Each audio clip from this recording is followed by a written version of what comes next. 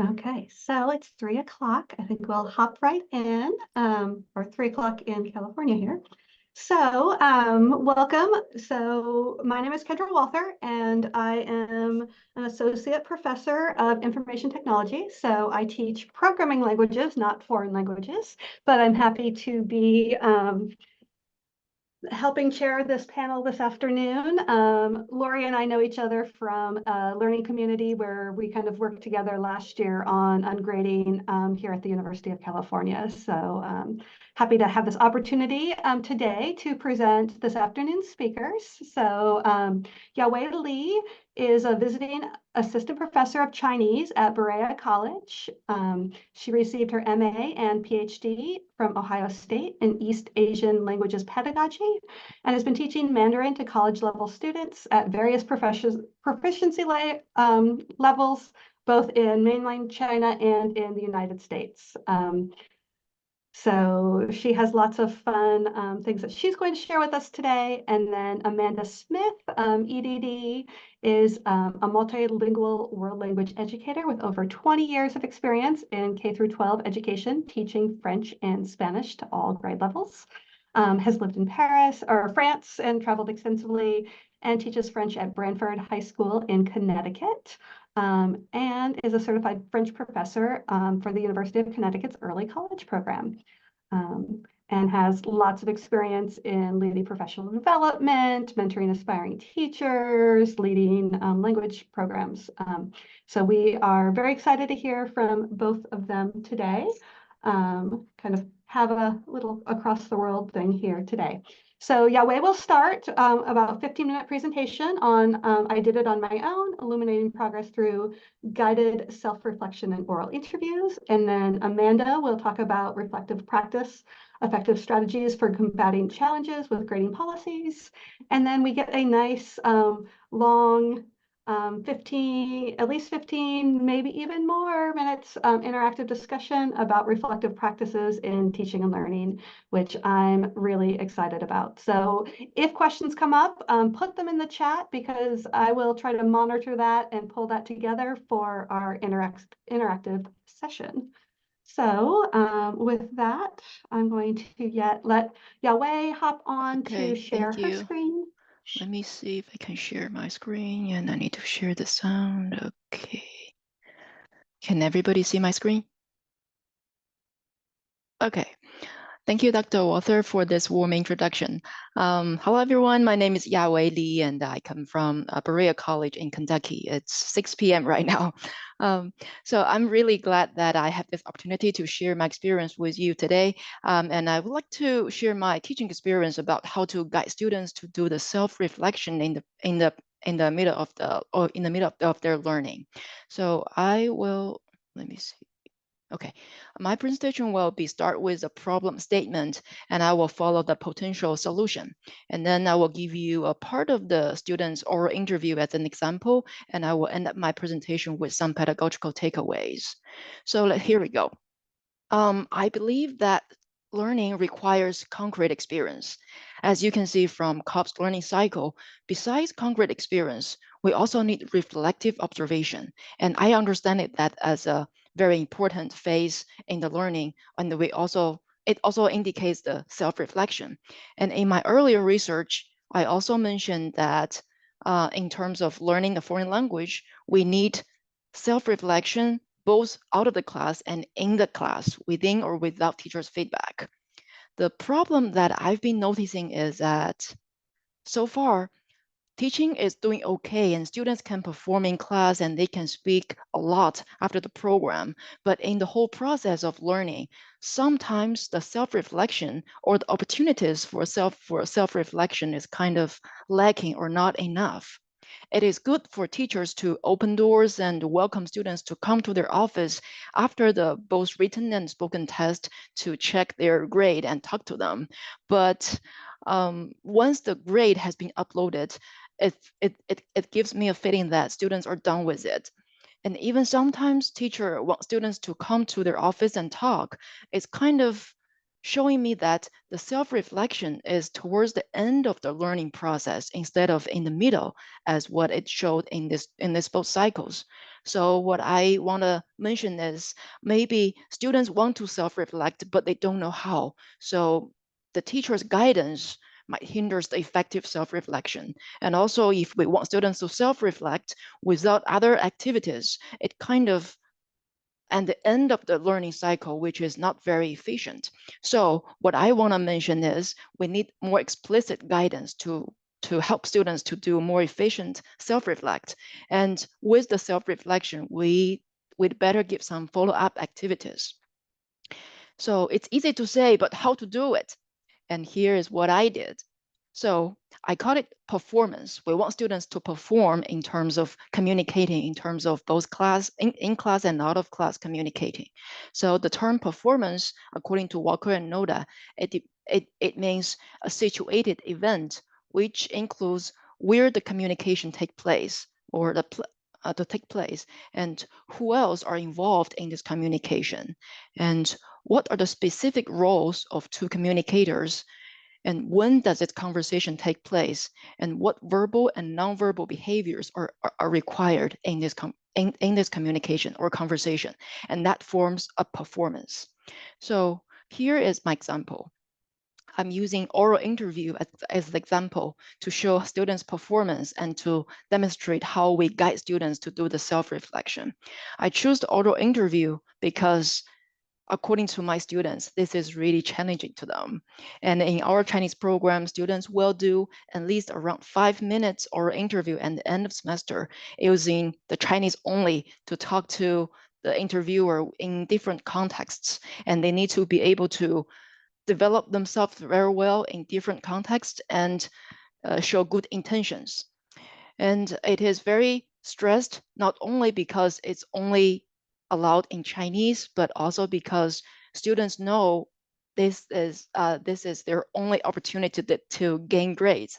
They have only one chance to do the interview. And maybe in class, they perform not very well, they can make it up, they can self-correct, but for the oral interview, they have only one attempt. If they mess up, they mess up.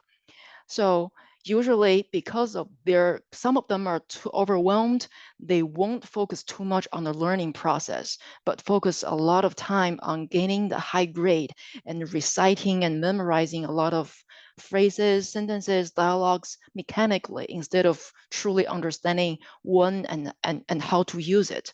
So to lessen their anxiety and make them less focused on the grade, but more focused on the learning process, this is what I did. So we have our interview on Friday usually, and I prefer to give students one more chance. So I give the oral interview rehearsal on Monday. So for the oral interview and interview rehearsal, students will do exactly the same performance under the same context.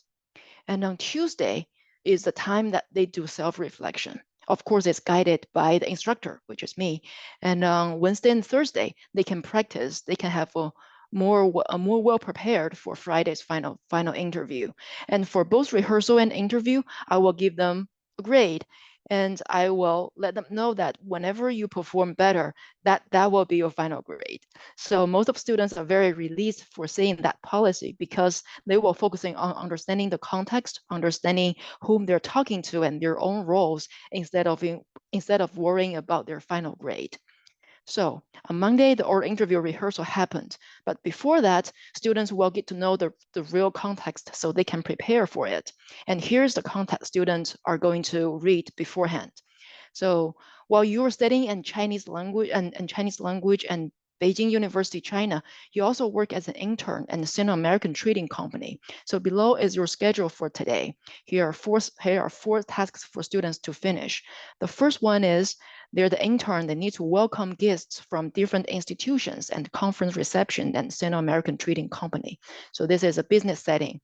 And after the reception, they need to buy a small gift for their Chinese friend whose birthday is tomorrow. And after that, they need to take the high-speed train to the place that where their friends are living. And finally, they need to meet the friend and his place. So these 4 tasks actually reviews the 4 items that I prefer to evaluate, the 4 communication skills. The first one, the business setting, I want to see students can deliver the greetings, getting to know people, personal information, and develop a small talk very naturally. And the second, to buy them birthday gift, I want to see if students can make a simple purchase. And the third one, through buying the train ticket, I want to see students can inquire time and place in that specific context. And for the last one, meeting the friend and his place, I want to see if they can visit someone in their home in a culturally appropriate manner. So um, I'm going to use scene 1 as an example because according to my students' feedback, this is the most challenging one. Not everybody experienced the business setting, but it's very possible that they can encounter in their daily life in the future. So this is scene 1. And for the place, this is a conference reception and Sino-American trading company, Beijing, China. And for the audience, there are a lot of coworkers and unknown guests, and students is the intern. So for the specific roles, the intern will be the students, will be performed by the students, and the guest, which is unknown guest, will be performed by the interviewer, which is me. And for the time is the reception starts and the guests are coming. So I'm expecting students to start the conversation first because they are the interns and they are in the front desk to welcome people. And the script is basic greetings and small talk. And the students will have 1 week to prepare, approximately 1 week to prepare for the rehearsal before they attend the rehearsal. And all performances will be audio recorded. And let's listen to just 1 minute about this student's performance and see how she did. 你好，你好，你个姓？我姓李，你呢？我姓景，叫米秀。 So this part is just a very simple exchange about our surnames and how to address each other. 金小姐你好。表示不讲苦我叫还是我叫米秀好了。美秀你好，你好。So this part, I try to address her in the proper way, and she tried to correct me, but I could tell she's very nervous, and the way that she present herself is not as friendly as an intern. 这是我的名片，请多指教。谢谢。不客气。So here is a dead air because I'm submitting a name card, and she's trying to read it and try to figure out a way to address me, but so far she has no clue about how to address me. She's still reading and try to recall the vocab, but of course she failed. 你好，欢迎来中文贸易公司。So this sentence, she said, welcome to our company. But by saying welcome to our company, it should be very welcoming and friendly. But of course, this student was too nervous to perform in that way because she's trying her best to recall the vocab, recall the language code. So she's very nervous and not very smooth in this performance. The good thing is, this is not the end of the world. And students know, okay, this is what I got, and this is information, and this is the context. I think I survived, but I know there's one more chance for me to catch up. This is not the end of the world. Okay, right after they finish their rehearsal, the guided self-reflection will be activated. And by saying guided, I mean I will give students a very explicit instruction about how they're going to know how to improve themselves. First of all, they're going to watch a demonstration video about the performance, about the context, about the interview. Based on their watching, they will compare the demonstration with their own performance and finish a self-reflection form. And while they are finishing this form, their audio recording is available. If they want to listen to their recording, I will share this with them.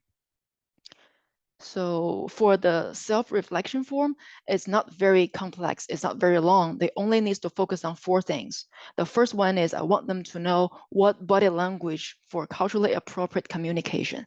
They need to pay attention to how to behave themselves. And the second one is write down the crucial vocab and phrases for the conversation that you think you can adopt for the final interview. And then you can recall what you have been done well in the rehearsal and what you need to improve. So they need to submit this self-reflection by the end of Tuesday.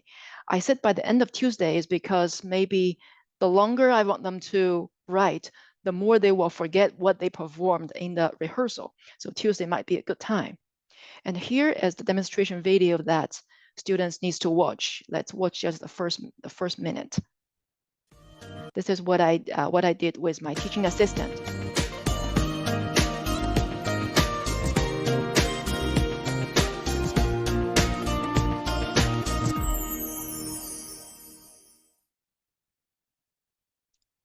So first of all, I show the context one more time. This is the context that students have already know even before the rehearsal. Just want to make sure they know all the context, they know who they are, and they know whom they're going to talk to and where and how.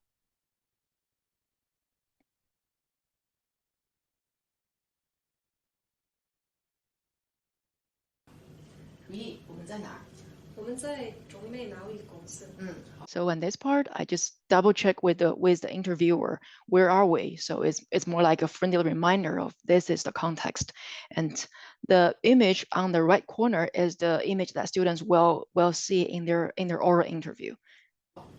你好，欢迎你到中美贸易公司来。啊，你好，你好。你贵姓？我姓李，你呢？我姓苏怡。 So this part, students perform the intern and she greet me first and say, welcome to our company. And then we exchange our surnames. 苏小姐你好。别这么称呼我，还是叫我如意好了。 So I purposely give her a very inappropriate addressing, and she correct me by saying, no, don't do that don't address me in that way. Just call me by my first name. 如意你好，这个是我的名片，请多指教。谢谢。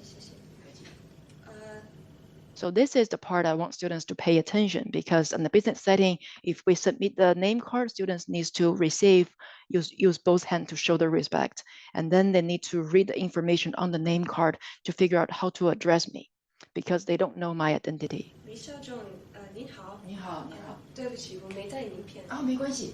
Yeah, this is another thing I want students to pay attention, because at that time, students do not have a name card. And usually in the business setting, they need to exchange their name card. If you don't have the name card, you need to apologize. So this is what the TA did. 你是哪国人？我是美国人。你在哪儿学中文？我在北京大学学中文。中文难不难？中文挺难的，可是很有意思。你们功课多不多？ 功课不太多。那上课紧张不紧张呢？也不太紧张。 So then we transit into the small talk. So I asked her, where did you study Chinese, and how's your Chinese class going? Is it hard? How's your homework? Is it intense? That sort of thing. So after the demonstration, after students self-reflect and submit their reflection form, let's see how this student do in her final oral interview. Let's listen. 你好。你好。欢迎你到中美贸易公司来。谢谢。 So this is the very first thing. I'm really, really glad that she started the conversation first instead of waiting for me to start conversation, because she recognized she's the intern and she needs to greet the guest first. 我姓金，金米生。请问你贵姓？我姓李。 And she's very active in asking questions and initiate the conversation. 女士你好。别这么称呼我，还是叫我米秀好了。美秀你好。你好。这是我的名片，请多指教。这是我的名片，请多指教。So this is a kind of funny. I give her my name card, and I was surprised that she prepared a name card as well, and we exchanged name card. So she's really well prepared and a very good prediction. 谢谢。美秀在北京大学学中文。李校长，你好。 So she recalled how to address me, and 美秀，北京大学的中。 So this is how the conversation go, and I could tell from this audio, she's more confident compared with the rehearsal, and she feels much more comfortable in communicating with the different people. And the thing that really impressed me is this vocal student focusing on communication other than just memorizing and reciting, because in order to see if they can understand the context and do the real communication, I on purpose changed the order of the questions, and she's very observant and very active in listening, so she did everything very well and very natural. And according to students, they are very thankful for that. They have the oral interview rehearsal. But from the pedagogy perspective, I know what really matters is the guided self-reflection, because it gives students more leeway to think about their own and to think about how to improve and how to actually negotiate the learning navigate the learning process. And Wednesday and Thursday is time for them to practice. But this kind of practice is not just randomly practice without any goal. They are self-monitored practice. They know the expectation and they know how to communicate with different people in different contexts. So the last one is pedagogical takeaways. If we show this is a learning cycle, we start with perform. Students need to know the place, the audience, the roles, the time, and the script. And after their performance, I want them to do self-reflection. But self-reflection is by no means the end of the cycle, but only in the middle. And after self-reflection, we have follow-up activities. They need to perform at least one more time. In that moment, they should have the self-awareness in the future performance. And this is in class, but when they out of the class, of course, they need to keep going performing if they're talking to native speakers or other Chinese learners or practice their Chinese. And in the future, they will be a self-monitored learner instead of just passively listen to the questions and respond by only language code. And we can see from the cycle that the student is the center of the cycle and they do everything on their own.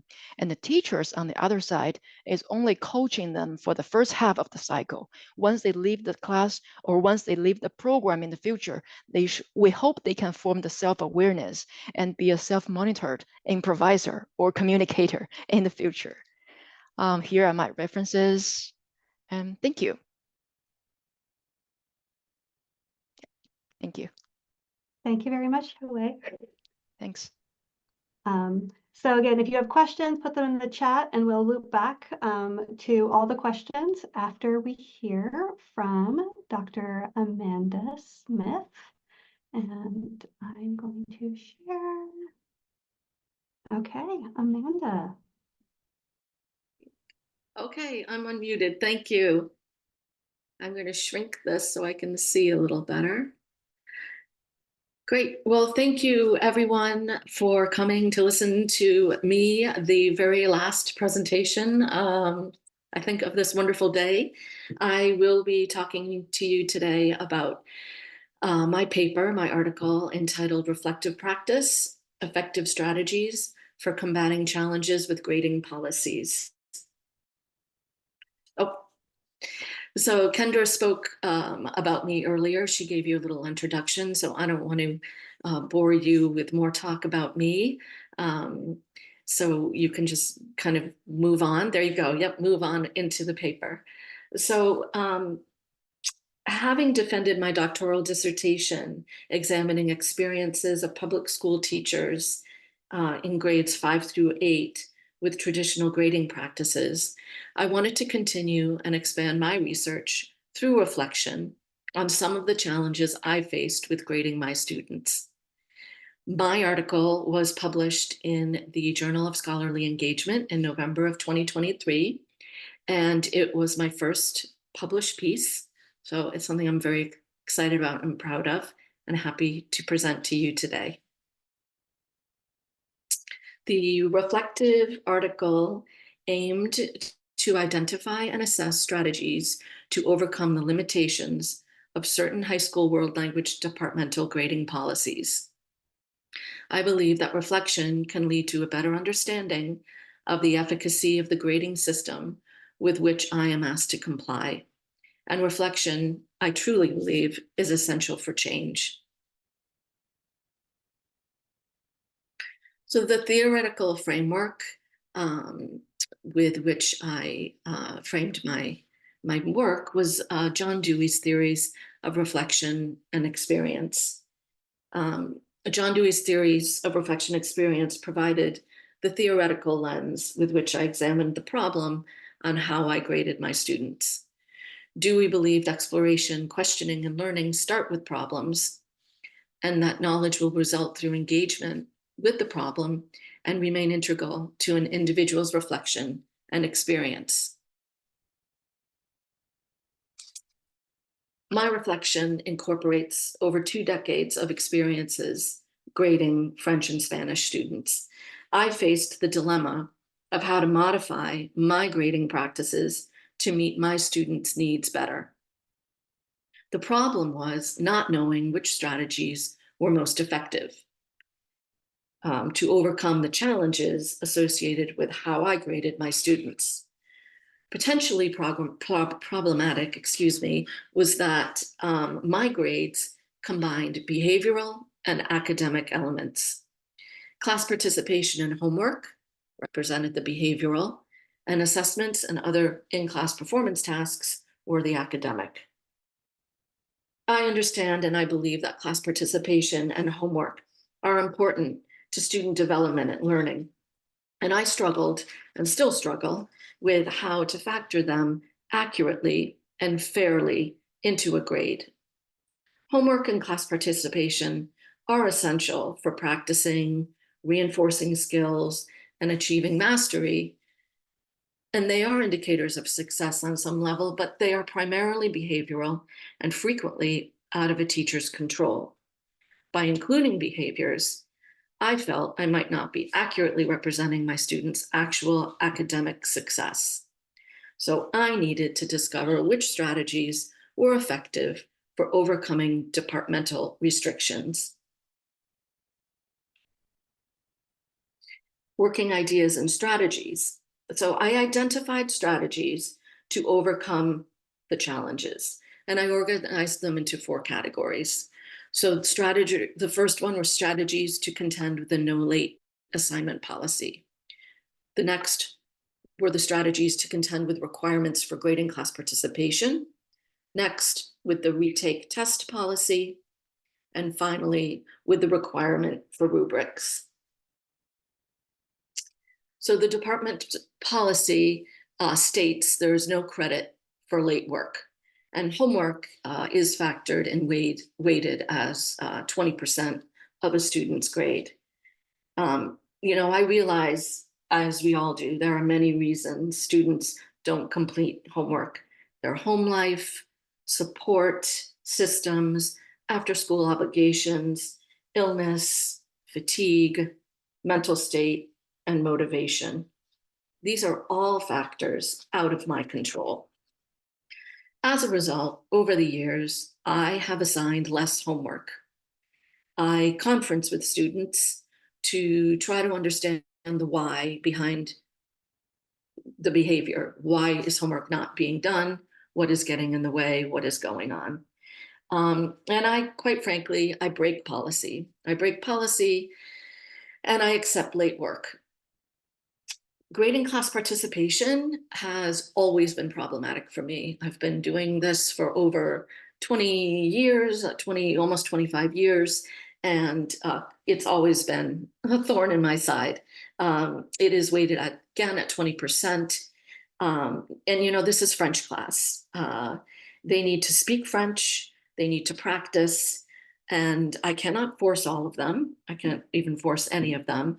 And sometimes the only time they will mutter a word of French is when they are in class with me. So it really is important. Some students are painfully shy, some are extremely self-conscious, and some just don't care. So what I do is I have learned to announce graded activities. I vary partners and groupings. I differentiate the types of assignments that I call class participation, and I offer choice. Department policy states no retakes on quizzes and tests, and they are weighted at 60% of a student's grade. I do stick to this policy. I expect my students to prepare for tests and quizzes or any other form of assessment, and they know this.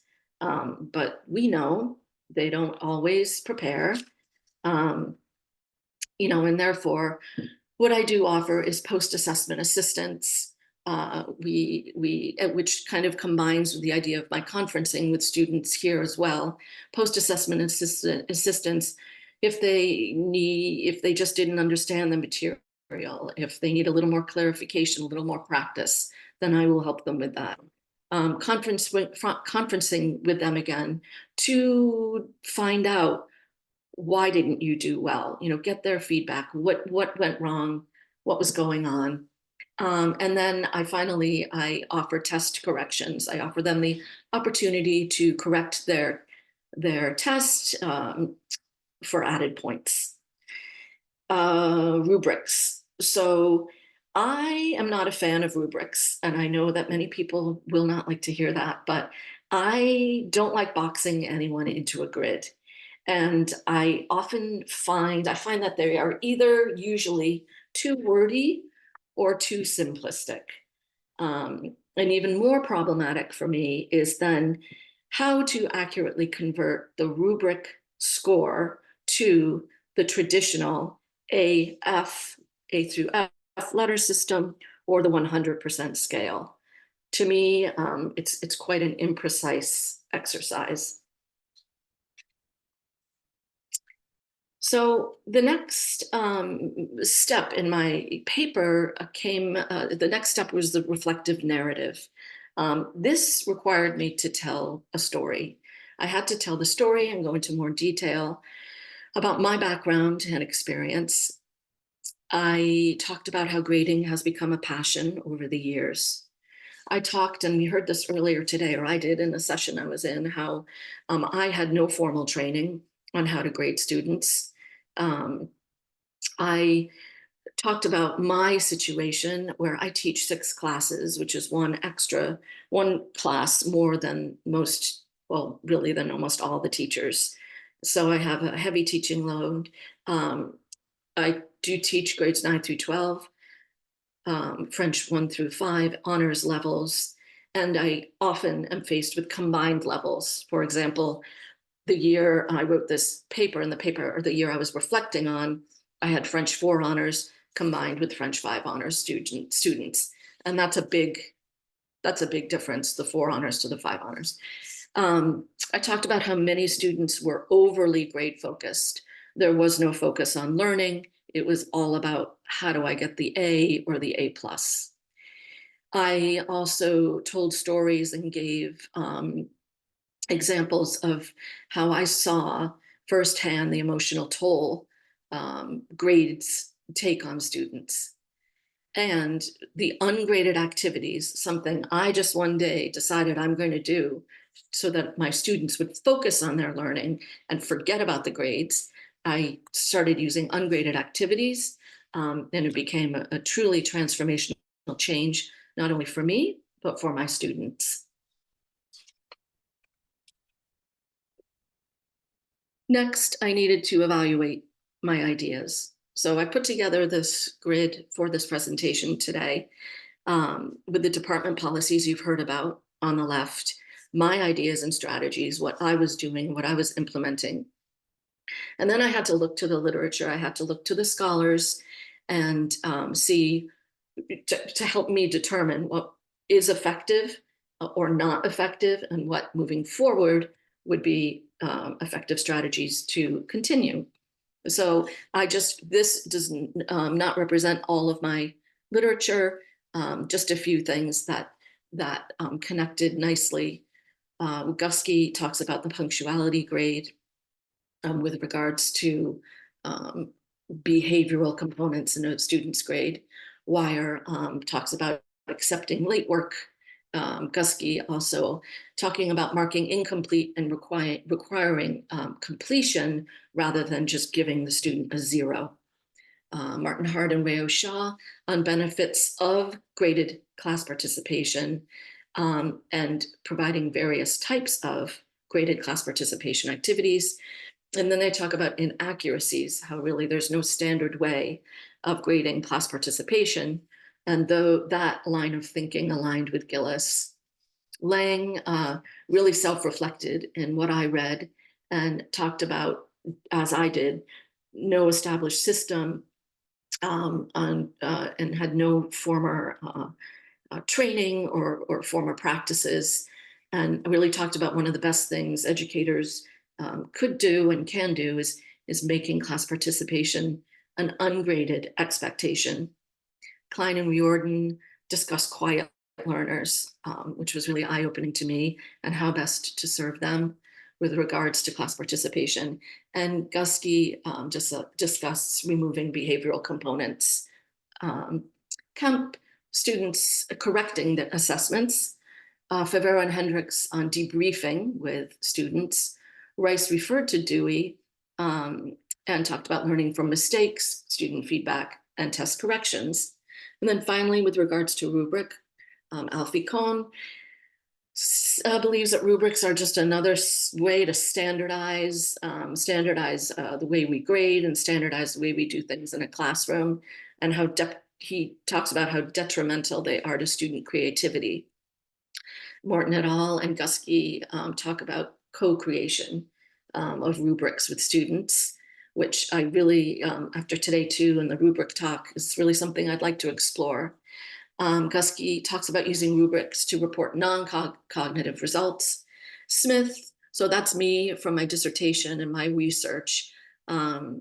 I talk about how teachers talk about how difficult it is to convert rubrics to traditional grades, which many teachers are in higher education and in public schools, high school education, we are required to do so.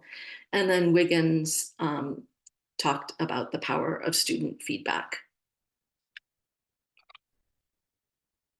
So this led to the decision part of my reflective practice. And this is the actual decision visual I used in my paper, where I have the problem and my challenges, and then my working ideas, my evaluation, and then the solutions. So what are my solutions? Well, these are the effective ones: accepting late work, setting class participation expectations, vary the modes, and announce graded activities. With regards to the retakes, conferencing and test corrections, and with rubrics, for me, what I felt would be most effective, use existing rubrics for feedback on proficiency only.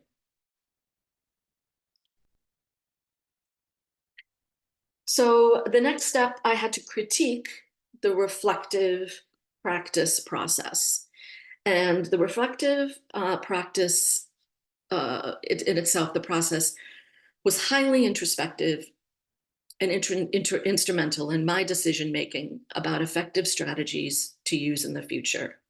It required me to create a detailed picture of the problem before evaluating and deciding.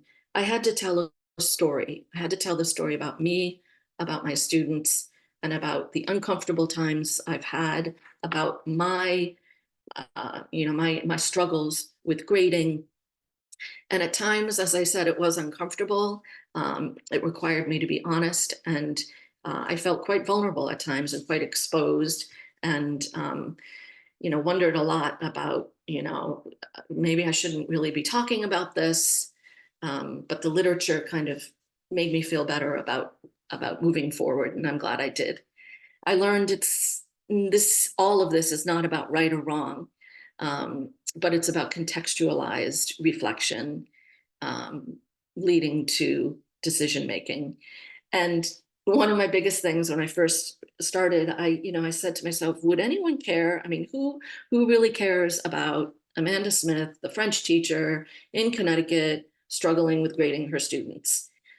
Well, I learned I'm not alone. And this work connected me to other scholars and practitioners.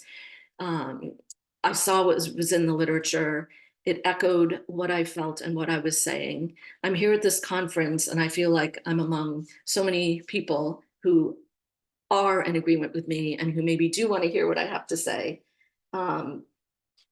I really hope that I can inspire other educators, administrators, and policymakers to pay closer attention to how we grade students, to recognize the challenges and embrace new ideas.